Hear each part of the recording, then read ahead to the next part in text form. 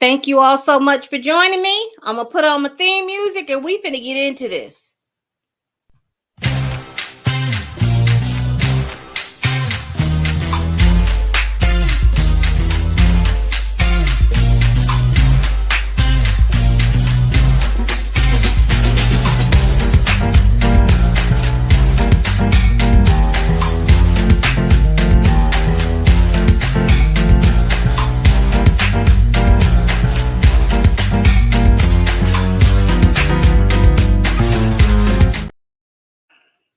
Good morning, good evening. This is Pamela, and you are watching our weekly show, Stunts, Shows, and Shenanigans, where we review the weekly news and we make a conclusion of whether it's a stunt, it's a show, or pure shenanigans. All right, while you all are in here, please hit that like button. And once you hit that like button, consider subscribing. And once you subscribe, you'll be open to a plethora of movies and television shows that I have reviewed and my pop culture chats and this weekly show, Stunt Shows and Shenanigans. How is everybody doing? So I've got this in a little order, and we're going to go down this order like we need to go down this order, y'all. All right. Because it's going to go from the shows to the stunts, probably to the shenanigans of it all. All right. Okay. Let me get my banner up first, just so we can have that rolling. All right. So the first thing we're going to talk about today is Kelly Rowland. Now, apparently, Kelly Rowland was a guest at the Cannes Film Festival. She showed up, and she walked the carpet. While she walked the carpet, there was this particular security guard that was trying to usher her up the steps quickly. Now, you notice that when those ladies go to Cannes, they are dressed in their finest designer clothes because a lot of times there are brands that sponsor people to go to Cannes. So they're dressed in elegant clothes. They're doing a whole lot of different things. A lot of these dresses are floor length. So it is, rushing somebody up the steps like that can be treacherous. And we saw that she was rushing and she was in the middle of taking the pictures. The paparazzi was screaming her name. She went up the steps, she turned. And so there was a security guard that decided to put her arm around her and like usher her up the stairs. So in other words, if she turned around to get a shot or take a picture, the security guard was going to be in the middle of the picture, right?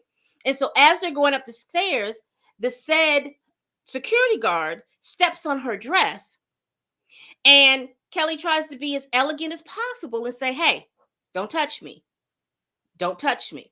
So the security guard was like, yeah, and proceeded to continue to push her up the stairs all aggressively. And so to the point where Kelly turned around and told her, don't you touch me. Don't you ever touch me. Because there was a deaf girl who is on Instagram. And if someone is having a conversation, someone will request for her to say what the conversation was. That child could make a lot of money if she used her powers for that purpose. But she translated what was said, and Kelly told her, don't put your hands on me, don't do that. And so when we saw this happening, a lot of people then started talking about, well, Kelly Rowland, when you remember a couple of months ago, she left the Today Show because she didn't have the big dressing room, and she's such a diva and all this other stuff. So a lot of people had dismissed this action as, oh, it's just Kelly Rowland being a diva or anything like that. She probably was taking too much time on the carpet, yada, yada, yada, yada. However, you did start to see clips and things coming from Cannes, and those with the complexion for protection were able to go up those stairs unfettered. They were able to turn around, take these pictures, and do all of these things, right? Again, people were like, oh, Kelly Rowland is making a big deal about this thing. This thing didn't happen like she said it happened. All of this stuff started happening. Then I kind of left it alone because I felt like that woman was putting 20 on 10, just doing too much for the gram and for the con. Until I saw this. Let me share my screen.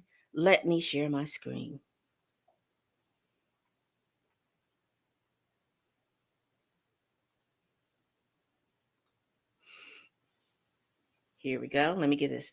Cannes Film Festival, Korean actress got Kelly'd too. That's what they're calling it, the Kelly, by the same security guard. So let's look at this. There's a video. This actress right here went to Cannes. Here you see it. You see it. She's blocking her thing. As soon as they turn around, they block their pictures and they block their stuff. So let's read what TMZ says.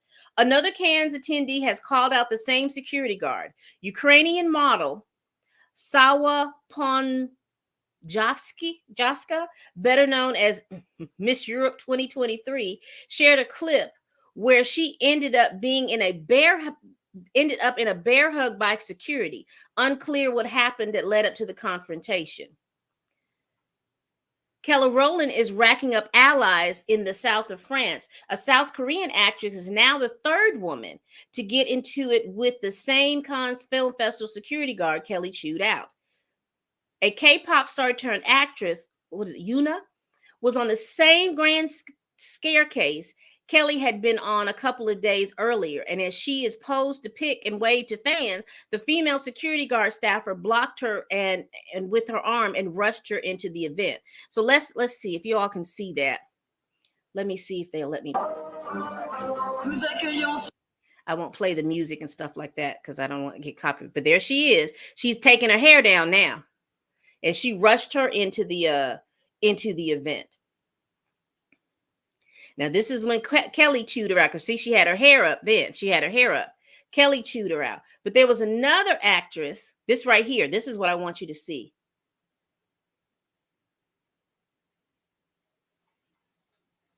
Uh-oh. Did it make me go all the way to X? Well, it did.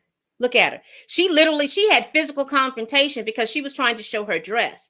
So she put her dress out.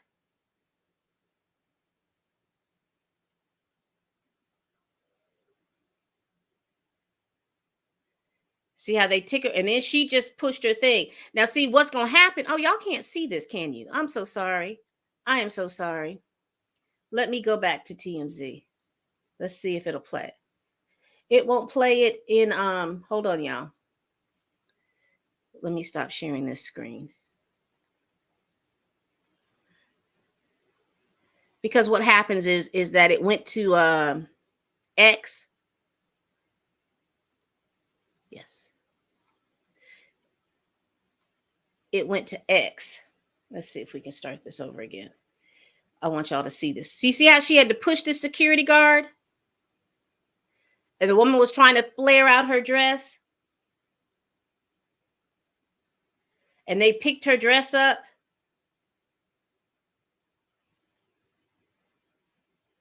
You see how she's in a confrontation? Now this is the third one because this is the second woman. This is the second one that I saw. So she gets her dress. And I don't know what the confrontation was or what she was saying to this woman. But it's the same security guard.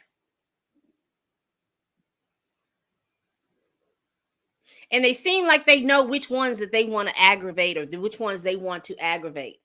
Now, you see how none of these ladies down here are being messed with, You see how none of those ladies are being messed with?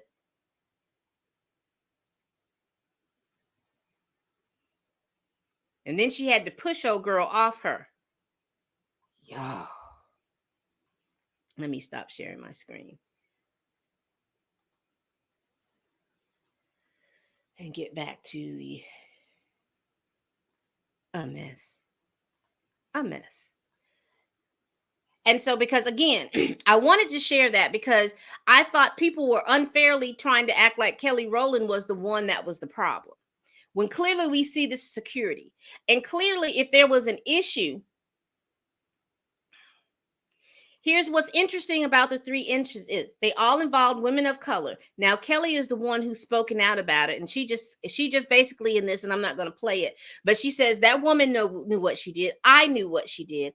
I have boundaries and I exercise my boundaries, which you should. We shouldn't let anybody come and invade your space, because there was a way to do that. They should have said that at the bottom of the stairs, that hey, once you start ascending up the stairs, we would like for you to go. But to put your arm out and to guide people up there, and to touch them unnecessarily, that's a problem with me. That is a huge problem. What do y'all think? What do y'all think about that story? I wanted to share. I had almost let it go, but when I saw that there was 3 people, I was like, no, this is a pattern. This is a pattern. All right, let's continue. Let's continue. Y'all, your girl got arrested, y'all. Your girl Nicki Minaj got arrested in Amsterdam. And I'm confused about and y'all let me know. I'm confused because wasn't this the same place? Wasn't this the same place that ASAP Rocky got hemmed up at? Fooling around with the people there and stuff like that. But we're gonna read it. Deadline reports that Nicki Minaj placed under arrest in the Netherlands. It says here, Nicki Minaj has been placed under arrest in the Netherlands for suspicion of carrying marijuana in her personal belongings while at the airport en route to Manchester for a scheduled performance this evening. And from what I understand, that Manchester show was canceled. But let's continue. Marijuana is legal in Netherlands. However, flying with the drug is illegal.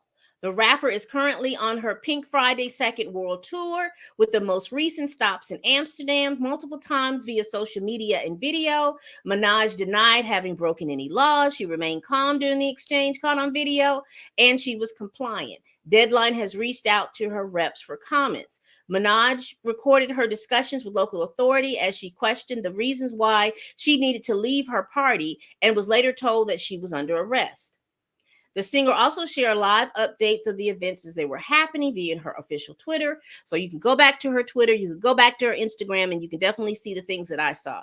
Police said that they have to unload all your luggage and search everything, she was told by the pilot of her jet. When she questioned why, the pilot said a policeman requested it because she filmed him reviewing her possessions. They've been trying to stop me from coming to every show, Minaj captioned the video below. They took my bags before I could see them, put them on the, and before that I can see them and put them on the plane. Now saying they're waiting on customs. This is what it looks like when people are paid big money to try to sabotage a tour after all else fails. Everything's done. They've done is illegal. But let me also tell you some things that I do know about when you fly private, and if that plane is not your own personal plane. If that pilot smells marijuana on one of your passengers or any things like that, he is up to his discretion, his or her discretion. They can alert authorities. And then because they have alerted authorities, those authorities can come and check your belongings. So, I mean, these are rich people problems. I don't have these kind of problems because I don't have no private plane that I'm flying in, and I'm not paying to be flying in no private plane. But I just wanted to alert you all that may be on that good come up and you all start flying private. Please understand and know that even though you've paid these people huge bucks, that it is of that pilot's discretion. If even if they want you to fly on that plane, it's that pilot's discretion. And I assume that might have happened. Whether or not that she had drugs on her, I do not know. They ended up releasing her. She did get to England, but she did not do her show.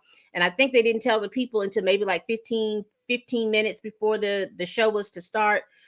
Anyway, your girl was arrested, but I am happy to see her out doing shows. I'm happy to see her doing shows instead of being on the internet, giving us bad diss tracks and all kinds of stuff. Just go with the stuff that you got. Go to the show, have fun, get your what does she call her? The barbs. Get the barbs all up, get the barbs all happy and everything like that, and keep it moving. Because again, your girl got arrested at the airport, and I mean, it is a mess. What do y'all think about that story? She was all on Instagram. She was all on Twitter. people that I follow were reposting the stuff that she said. So I saw it and went back, looked at it, and I was like, oh, okay. Oh, okay. And the first thing that hit my head was it probably was the pilot that called and said that he smelled some marijuana and somebody needs to come in and check this stuff because I'm not about to be going through any custom problems or anything like that, flying these people when I think that they've got illegal contraband on the plane. What do y'all think about? Well, let's see what's going on out here in these comments. The Secret Service confiscated rubber chickens handed out by the Brainworm Guys campaign. They wanted them squawking during Trump's speech to the Libertarians nominating convention. So West Wing. Are you talking about Trump's campaign up in New York? Because they were saying that I don't know. I don't know what that is. Barbara's not here to let me know what that is. Let's see what's going. To me, that wasn't aggressive. If you're talking about Kelly, it was an aggressive nature because had she turned around, you've already stepped on her dress. You stepped on her dress. Had she stepped up on that next step, she was in danger of having a wardrobe malfunction. At the least, at the most, she could have tumbled down those steps because she would have stuttered and fell backwards and tumbled down those steps. Kelly knows. Kelly does. And I don't like the way that they're trying to portray her. She's always been the most gracious person. I've had the pleasure to have met her in person. She's a very gracious woman. And the way, but she's Texas. So she gonna get into you when she needs to get into you, and that's just real. So does the shadow. So unwelcome in Europe. It is interesting because, like I said, wasn't that the place that ASAP Rocky got into some problems with the press over there, or with I think it was some men that were following him and they were aggravating, and then he lost his cool and they got to fighting, and then he had to go to jail for what was it looked like 8, 9, 10 months. He looked like he was in jail for a minute. All right, people. Lord, and this story right here about the diddler,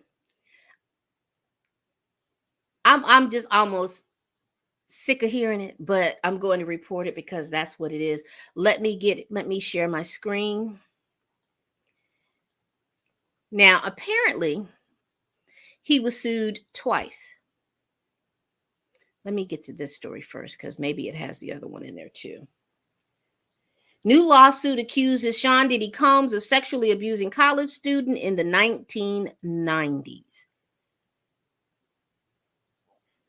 A woman says Diddy Combs subjected her to violence and abuse over several years in the 1990s, has filed a lawsuit in New York accusing the rapper of sexual assault, battery, and gender-motivated violence.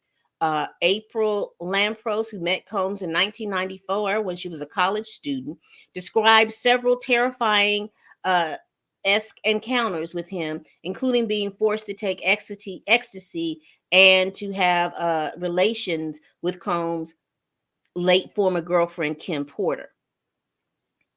She's now 51 years old, and she filed this Thursday. So that's the one that I heard on Thursday. This is not the first one. So let's go to the other. Let me stop sharing my screen. Let me share my so it was actually this one. Diddy sued by former model who claimed drugging and sexual harassment. Is this the same one? No, it is. Crystal McKinney claims in the suit obtained by TMZ in 2003, when she was 22, she was invited to a men's fashion week event in Cipriani downtown in New York City. She met Combs at the event and he invited her back to his studio. She says shortly after the arrival, Combs and several colleagues were drinking Hennessy and passing around joints. She took a hit, which she said was very powerful, and felt as if she was floating. She claims the joint had been laced with a narcotic or other drug. Crystal says Mr. Combs then demanded she follow him into the bathroom, where he said she forced himself upon him. She says she refused, but then Combs, forced her to do so. She started walking away, but then felt woozy and lost consciousness. She said the next thing she knew, she woke up in a taxi and realized that she had been assaulted.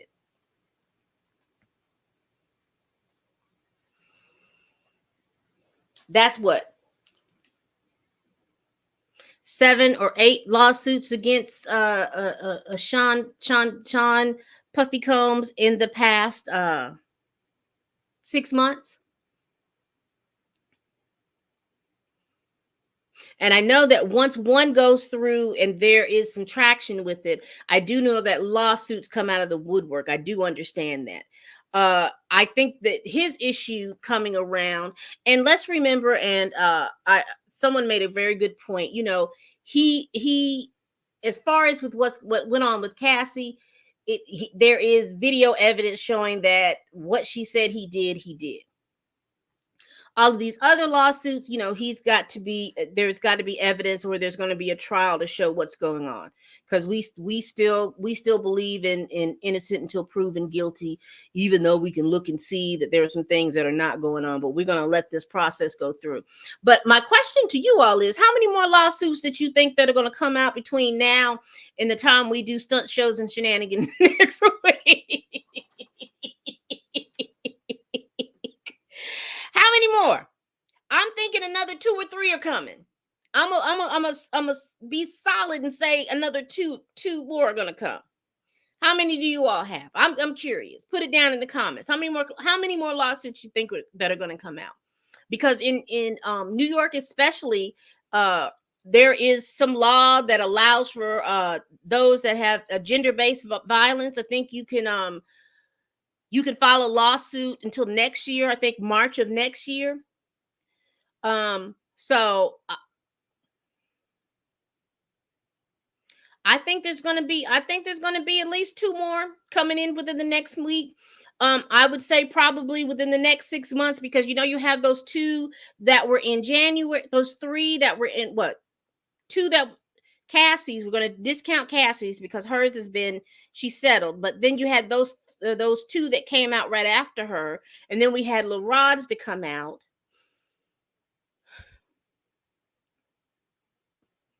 Y'all.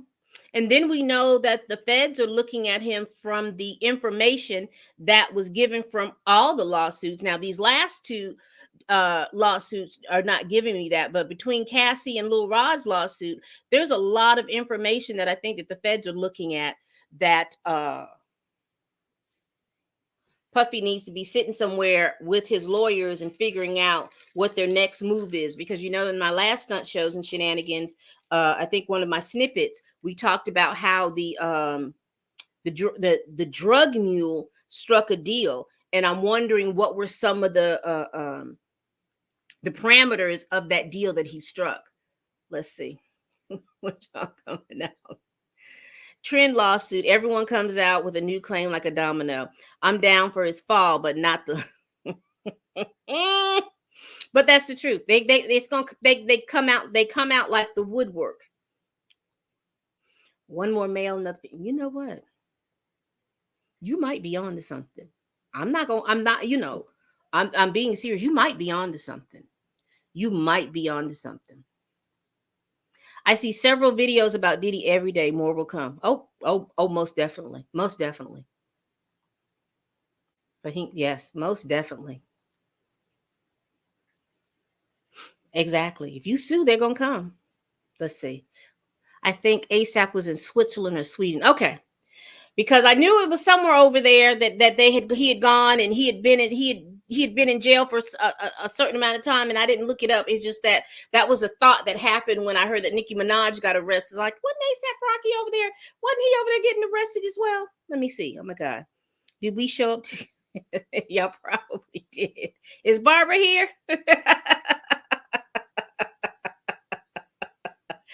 Barbara, I want to ask you a question. What was this right here about? Is this about a speech that he did up in New York? Let me know, and I'll comment on it. But let's continue. So those are the 2 lawsuits about Diddy. Do y'all have anything more to talk about that? Again, put it down in the comments. When we do the next Stunt Shows and Shenanigans, how many more lawsuits are going to pop up? I say 2. Chill says 2, one male and another female. So I'm curious. Look at this. I missed this one. Whoo!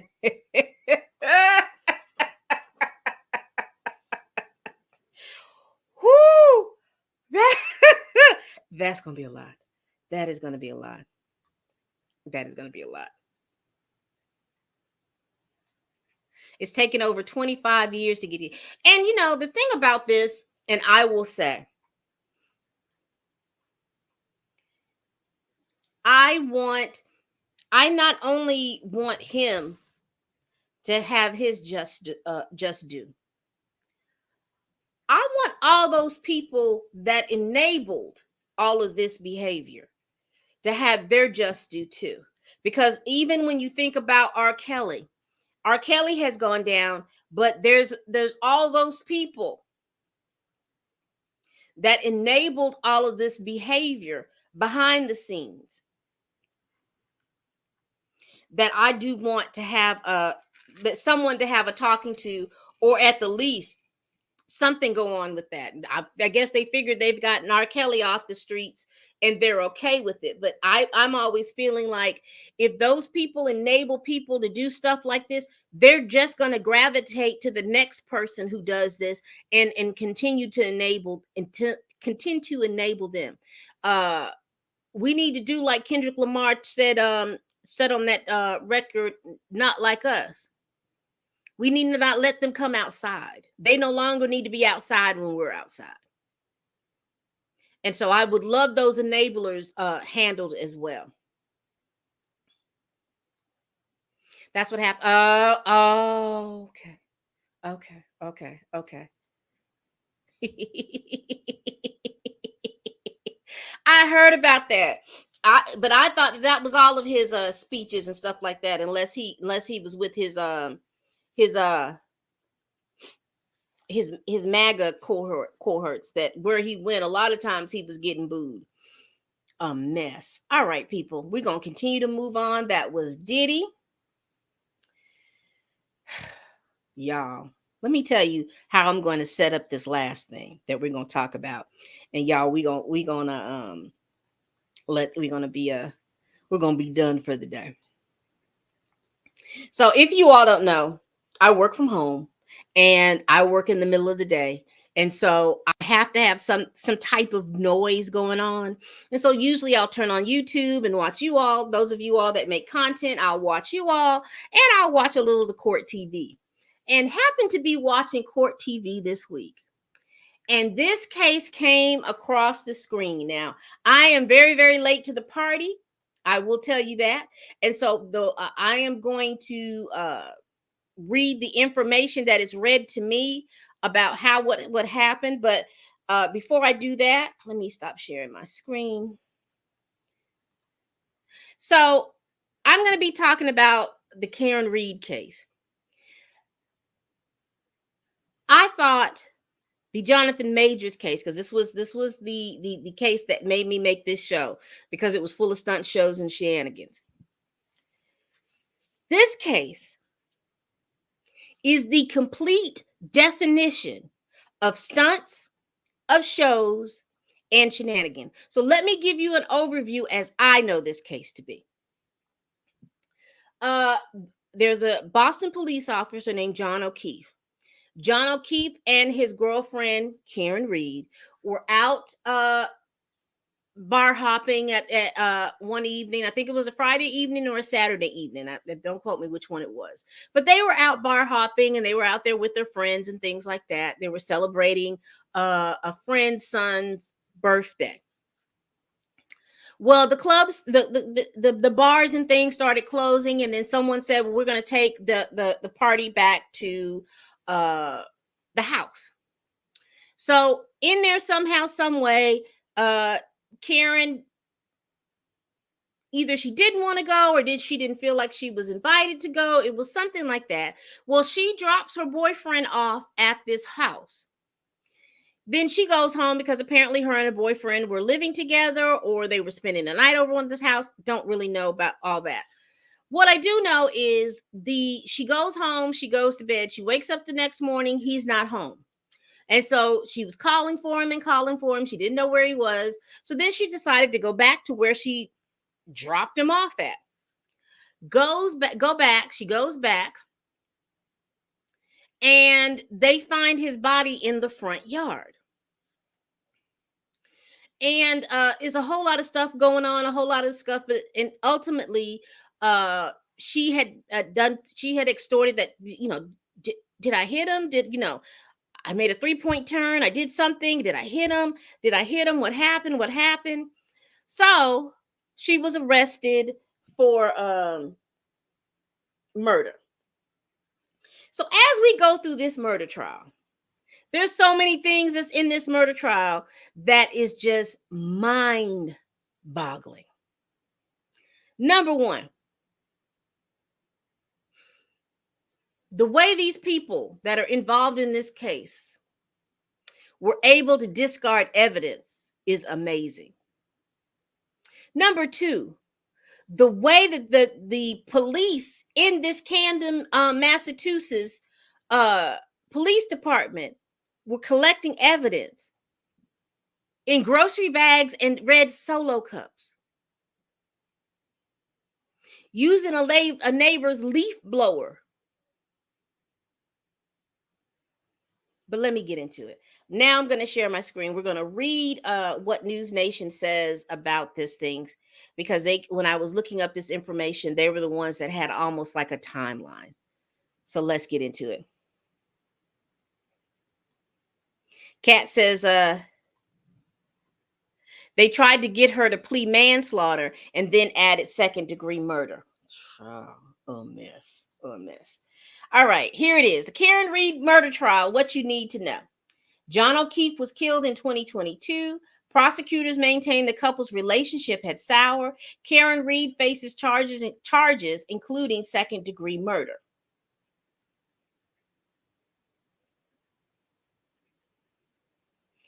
This is interesting. All right, I'm sorry. Got something. What is Karen accused of? Reed, who lives in Mansfield, Massachusetts, is accused of fatally striking. Why is it not moving? Come on, y'all. I'm just trying to make it bigger.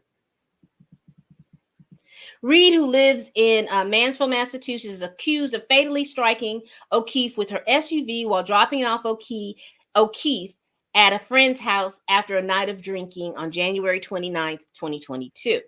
Reed was arrested and subsequently charged with second-degree murder, vehicular manslaughter while intoxicated, and leaving the scene of a collision causing injury or death.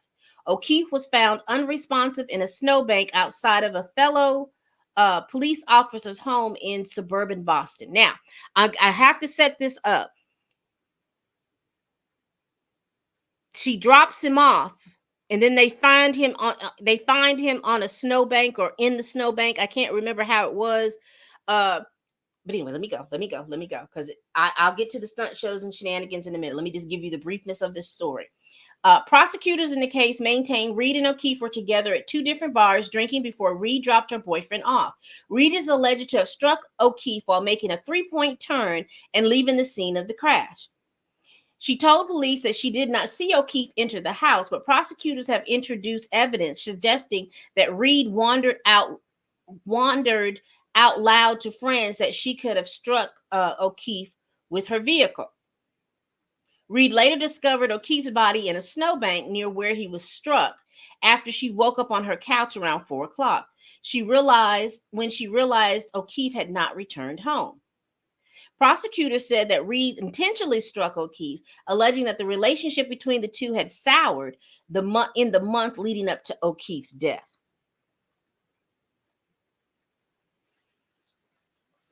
And I'll talk about these people out here in a minute. Because, honey, I understand a YouTuber is in the middle of all this as well.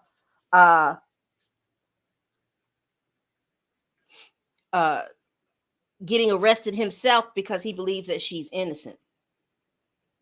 The Commonwealth has introduced text messages into evidence during the trial that prosecutors insist offer proof that strife existed between O'Keefe and Reed. According to court records, Reed sent O'Keefe a text message just hours before he died, indicated she hated him. Witnesses in the trial have testified that the two argued regularly, and that at least one family member of O'Keefe's family witnessed a fight in which Reed complained about how she was treated. What is Karen's defense? To counter the prosecution's insistence, O'Keefe was intentionally struck, Reed's defense attorney said that their client is innocent and that she's the victim of a police cover-up of what actually happened. Reed has maintained her innocence since she was charged, telling ABC News in a televised interview, "I did not kill John O'Keefe. I have never harmed a hair on John O'Keefe's body." Meanwhile, Reed's defense team alleges that several other officers are behind O'Keefe's death and have colluded with other officers to cover up the death. In response, the prosecution alleges any cover-up among police officers. That doesn't make sense. In response, the prosecution alleges, maybe they meant to say alleges no cover-up. There was no conspiracy or cover-up, prosecution told ABC News in an issued statement. Such claims have been systematically refuted by evidence submitted to Norfolk Superior Court. So, let me see. They're going to talk about that free Karen thing. All right. All right, let me get back on screen. So let me tell you what I was listening to while I was sitting here trying to work and get my work done and everything like that in between calls and everything. First off, that was a red flag when I started to understand. The police officer that investigated this case happened to be close friends with the people whose house this man, that O'Keefe's body was found in front of. That's a red flag for me. That's a stunt. That is a really big stunt because I'm still in confusion how this man was able to be in this investigation. And then because he was part of this investigation, the people who lived in that house and all of these other different things, the way that they collected evidence was shaky. The way that they were interviewed was shaky. All of these little different things. So then there was a picture floating. That's number one. Number two, they did an autopsy on his body. They say in the autopsy he had 2 black eyes, he had a head wound, and he had markings on his arm. And I know you can't see my arm, but he had markings. He had all these markings on his arm. Now, according to some experts, those markings are consistent with a dog bite.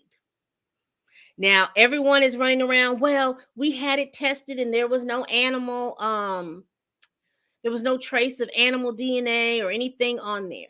But there have been several people who train dogs, police dogs and things like that. And the way that those striations and things like that was on O'Keefe's body, they believe that they were bite marks. Why is that important? Because the owners of the house had a dog. And get this, y'all. When they found the body, after they found the body and everything like that, y'all know they rehomed the dog. The dog was a failed police trainee type dog named Chloe. They rehomed that dog.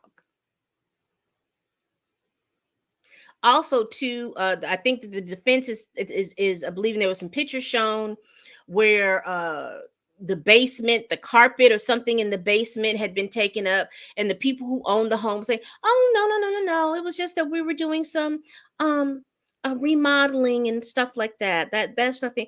But the carpet leaves after you find the body. Thank you, Kat. They tested a shirt and gathered not the body. And the German Shepherd had a prior incident. Yes, I remember that. That dog bit somebody else before. And so now they're sitting around here. Oh, we got to get rid of we had to get rid of the dog. But you got rid of the dog right in the middle of the case. Then we get to that. So we have the investigator who is good friends to the point, because see, that's how Facebook betrays you.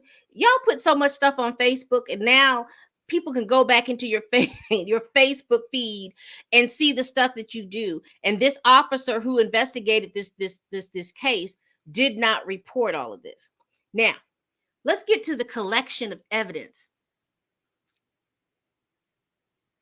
Y'all, how about the person that lived across the street, who I believe wasn't a police officer or a state trooper himself? He comes over with some red Solo cups, and somebody has something like a paper bag from a grocery store, and they are collecting evidence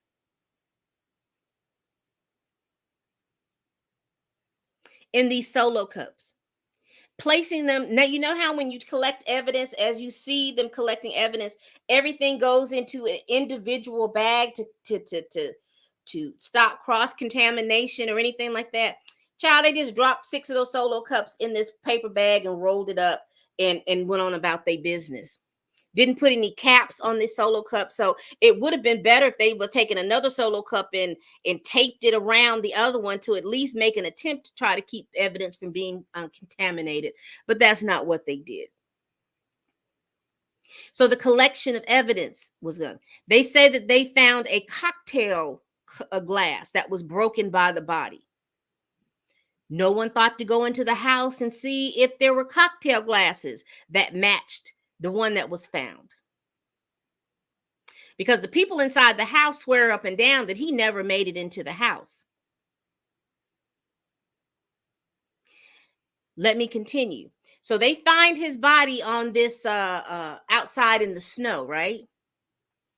There's testimony from the snow plow driver, that said that when he went and he plowed, because if she hit him and he never made it into the house, when the snow plow driver drove down the street and was plowing the snow, he would have seen the body, because literally this body was near the street.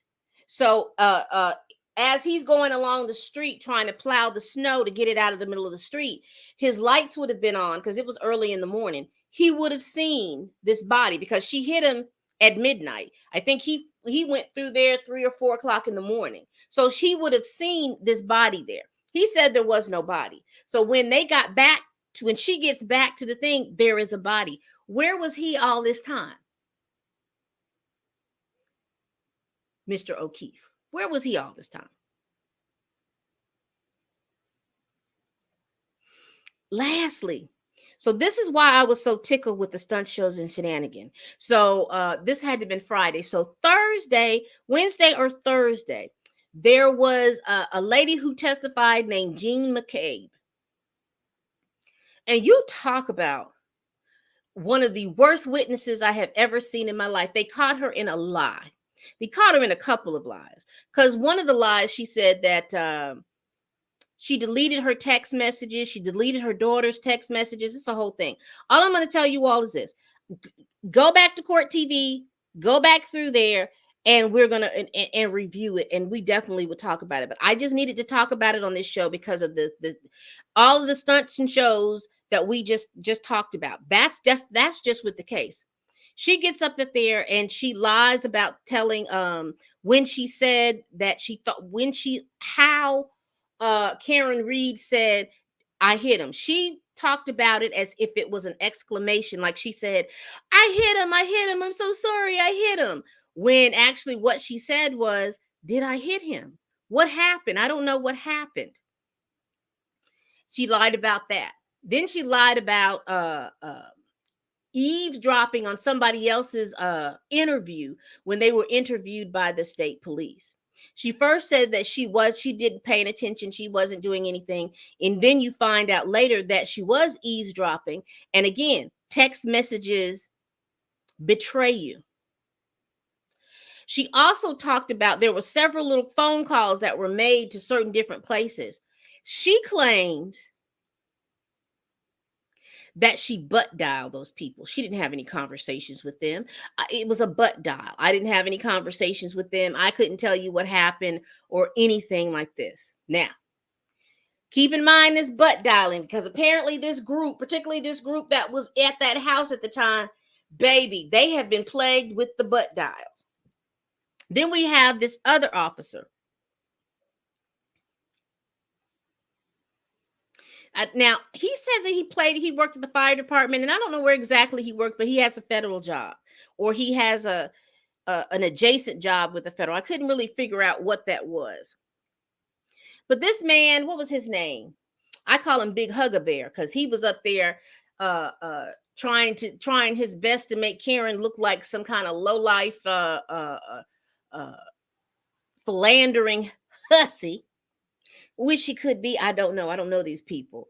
But I found him odd and confusing because John O'Keefe was a very good friend of yours, and you know he was a very good friend, but yet you're texting the woman that he's dating. You're trying to figure out if she's interested in you, Big Huggy Bear. You're trying to see if she's interested in who you are. That's number one, red flag. Number two, he goes home. He claims he didn't see a body. He goes home. He lays down. He puts his phone on the side table. He claims he goes to sleep. He claims that the first time he was awakened, he was startled by the chief, the police chief, calling him, letting him know that John O'Keefe had died and that they needed him to come back for something. Well, in between all of that, he gets a call from the owner of the home. What was his name? I think his name was Brian something. I can't think of what their last names is right now. He gets a call. It's a 22-second call, right? He sits on the stand, y'all, as good as you may, and says that he was butt dialed. He butt dialed this man. Mind you, the man calls him. Now, the man who called him, who was the owner, he claims that he was in coitus with his wife and accidentally butt dialed this guy. Then the guy accidentally butt dials him back.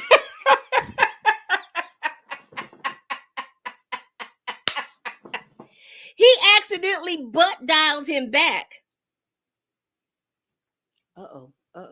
Where did you send it to me? You sent it to my email, Fahim? IG. Let me look, child. He accidentally butt dials him. And hold on, let me find it.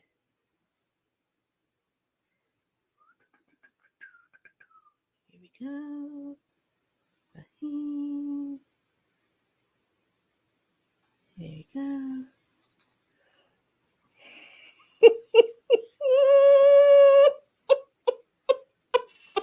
Thank you, Fahim. He ends up butt dialing the man back for 22 seconds. And he claims you couldn't have a conversation in 22 seconds. I didn't dial the number. Now, mind you, no one lives in this man's house but him. And the phone is on his nightstand. So apparently the ghost in his house ended up calling this man for 22 seconds. Now, mind you, he is a witness in this case. How about at the end, it was Friday. This is where it left on a cliffhanger. The same guy, Higgins is his name. He ends up using police resources so that he can extract certain information off of his phone so that he can give to the police. In other words, he wanted to control what information that was to be gathered off his phone. Also, there was some order that told them that they were not to destroy their phones or destroy their things or do anything like that. How about all of a sudden that particular phone goes missing, or he throws it away and gets him a new phone?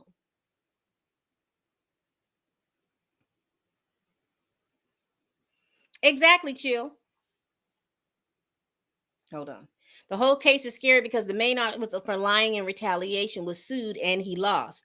And they also have the feds are now investigating this whole investigation while they have this woman on trial because of that lead investigator. They think there's something fishy in the water. And he butt hung up after 22 seconds. Amazing. Because nothing went to voicemail. It's one thing to say, okay, that happened and they went to, but nothing went to voicemail. So somebody butt dialed this man, talked for 22 seconds, and then hung back up. Oh, it wouldn't have been a conversation. Oh, it's always being able to have a conversation in 22 seconds, even if it's, hey, we getting ready to put the body in the front yard. You stay home so you'll have an alibi. And da da da da da. Click. I mean anything. But let me share this. Fahim is such a wonderful person. He gets to get you some of this information. We can see it. We can see it. Do y'all see this?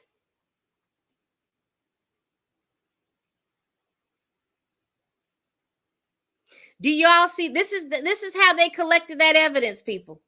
They didn't even cover this. Because it would be one thing is if this is all they had to collect evidence in, right? But that should have been covered. You got these gloves. Couldn't you put a glove over this stuff and then tape the glove around it to keep from cross contamination? This is supposed to have been them collecting blood. It says cups, bags, taillights, and Webster. So let's go through here really quick.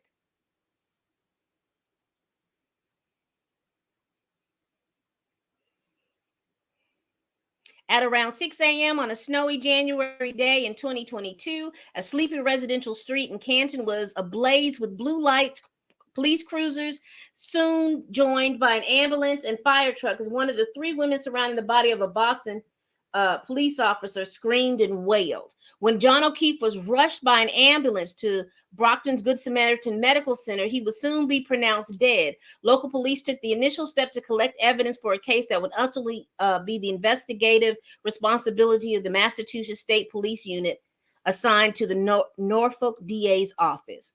Over the course of the trial, where Karen Reed has defended herself since April 29th against charges including second-degree murder in the death of O'Keefe, the forensic evidence has trickled out among descriptions of the fateful Friday night into Saturday morning when O'Keefe would die. It is a fascinating trial. It's grabbed everyone's attention across the country, said Boston defense attorney. One of the two experts the Herald spoke with to analyze what has been presented after 4 weeks of trial.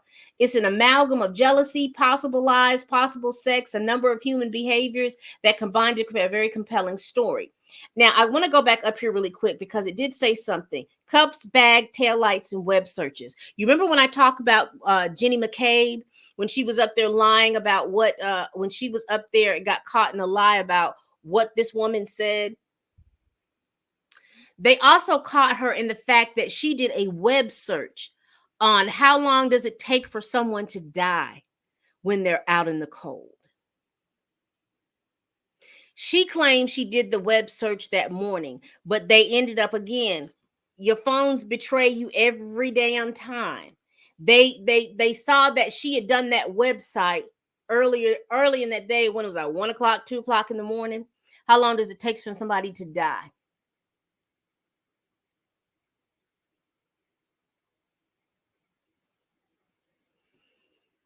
This case is something else. Let me get back. Thank you so much, Fahim, because I really that picture is 1,000 words. Let me see if they have any pictures of the people that were in there.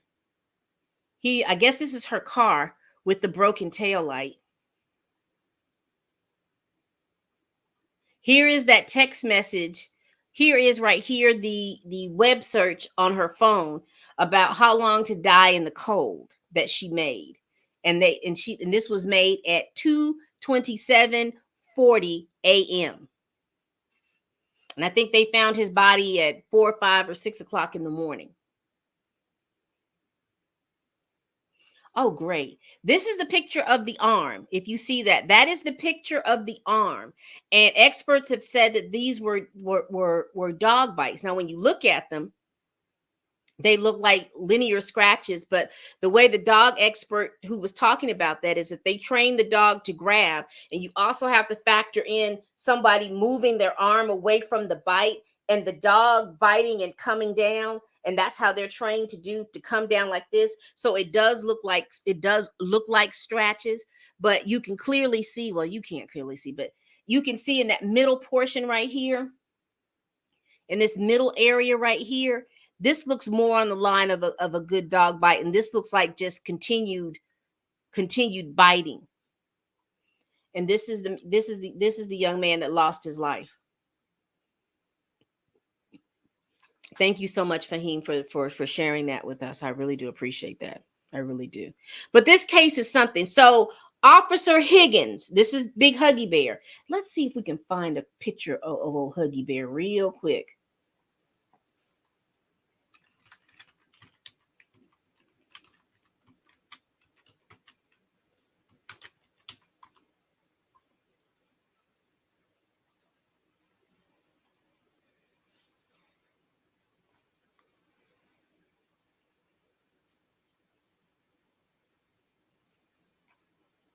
Real quick, y'all.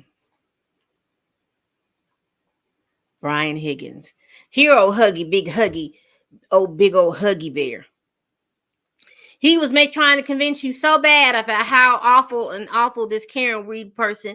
Then we come at the end of the trial on Friday, and this is why I wanted to share it on Stunt Shows and Shenanigans, because the biggest stunt, the biggest show, and the shenanigan happened when he was on trial. How about he got caught having to admit, and I can't remember if he pled the fifth or not, but I do remember that his attorney had to come bouncing in there, because this man who was all he was a witness on the case. Yes, he is an officer, but all he was a witness on the case. He marches himself down to the FBI place because he has a buddy that works with ATF or wherever he works. He bounces his way down there to get them to so that they would extract text messages, I guess the text messages between him and Karen and all this other stuff, off of his phone, because he wanted to be in control of the evidence. Ended up using employer resources for personal gain.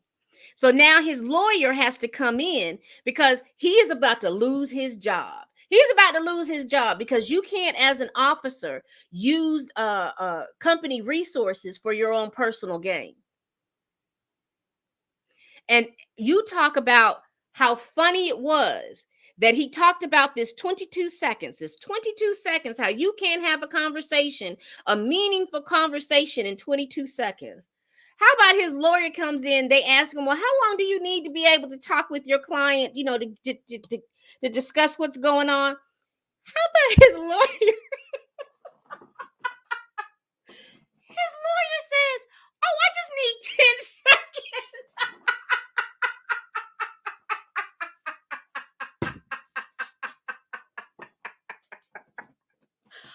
Oh my gosh.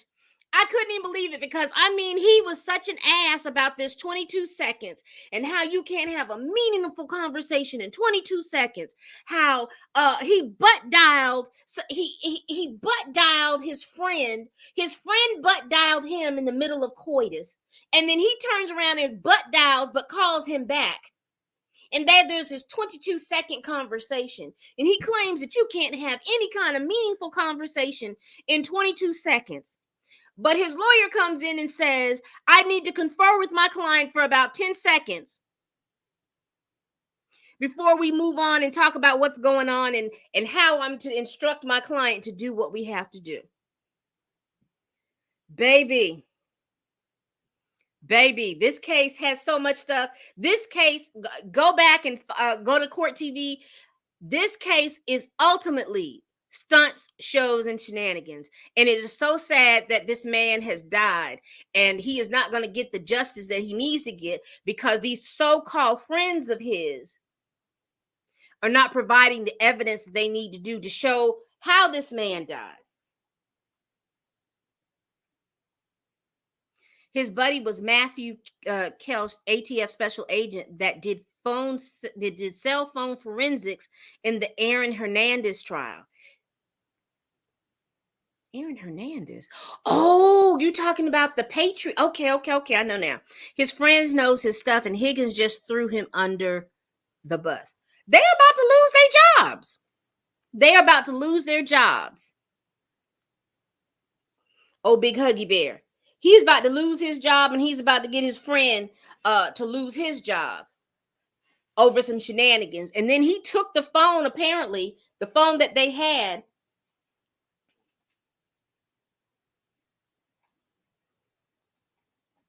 Two black eyes are consistent with blunt force trauma, similar to an airbag to the face. Possibly he hit the ground face first. Could have. He could have. The running theory is that there was a fight within the house. If he was in the house, my theory, that is a great and plausible theory. My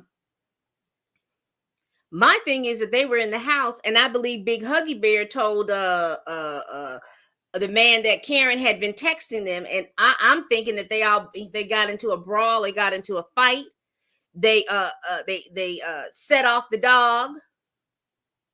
The dog bit him. They picked him up and threw him out. I don't know. All these theories are plausible. There's a laceration in the back of the head, though. I don't know what happened to this man.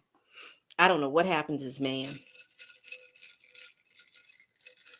Because I'm curious. Well, because all of them were drinking heavily. They all admit to be drinking heavily, drinking to the point where none of them should have been driving in the first place. He said he had about 4 Scotch and ales, Scotch and ginger, whiskey and ginger ale. Karen had a lot to drink. O'Keefe had a lot to drink. All these people had a lot to drink because they're bar hopping back and forth and back and forth. So, like he fell back and cracked the back of his head on something, possibly. Because when they found him, he was straight. He was face up.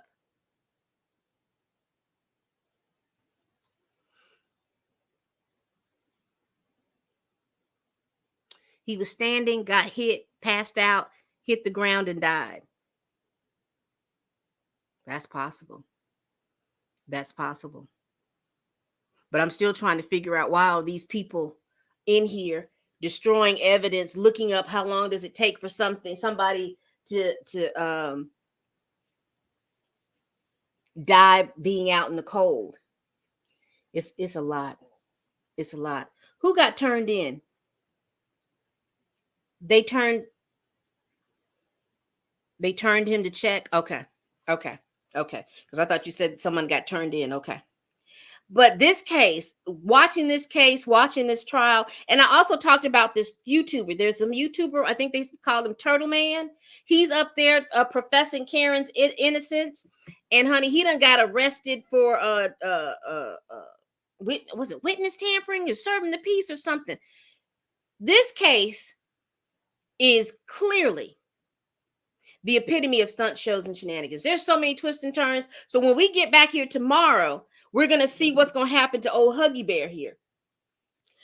Whether or not that he is going to plead the fifth and his testimony is going to stop, we don't know. But all we know is this. This case is full of so many twists and turns. If Court TV did not have a case that had a lot of scandal in it, this is one of those cases that they had a lot of scandal. Because I'm waiting for the Alec Baldwin case, honestly. That's the case that I want to be able to cover. I'm waiting for that case. But this case right here has really tickled my fancy. But I hate that I did not start watching it until about last week. But what do y'all think? What do y'all think? Yes, ma'am. It is going to be absolutely crazy. All right, people. That's all I got. What do y'all think about this case? Again, Fahim, thank you so much for the article. I really do appreciate you. I appreciate you for that. And I appreciate all of you that are here. Y'all enjoy the rest of your Memorial Day, because that's what I'm about to do. And again, we do this every week.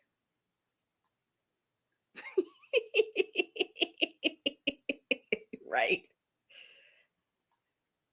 I heard there's no reconstruction expert on the Commonwealth. There's so much stuff that's going on in regard to all of this evidence. It's to me, it's just so much. Y'all, please tell a friend, tell a kin, tell a coworker, tell that heifer that you can't stand that I'm over here making these videos. And again, we're going to check it. Everybody, so far between me and Chill, we are saying that there's going to be 2 more cases that are going to come up against Diddy. What do y'all think? And as always, people, bye-bye.